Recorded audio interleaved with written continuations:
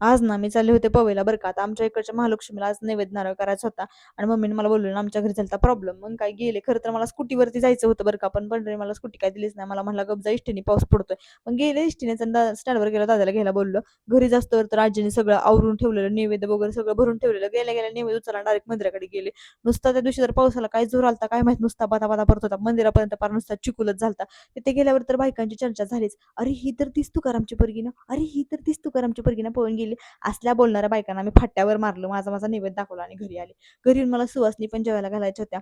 पाऊस पडत होता खूप जास्त, त्याच्यामुळे त्यांना याला बोलवायला जरा वेळच झाला. आल्यावर त्यांना ताटे वगैरे त्यांची भरून घेतली. त्यानंतर त्यांना ताटं वगैरे केली. जेवण वगैरे करून झालं. सगळे काम इरापिरा आवरला आणि त्यानंतर मी परत यायला लागले, ते म्हणजे बारामतीला. आता पुढं इकडे बारामतीवरून अजून वेगळंच काहीतरी पुढं आमच्या वाढून बसलेलं. आता ते सगळं पार करायचं होतं. गेल्या गेल्या लगेचच दुकान बंद केलं. जवळ-जवळ 6:30 वाजलेले बरं का.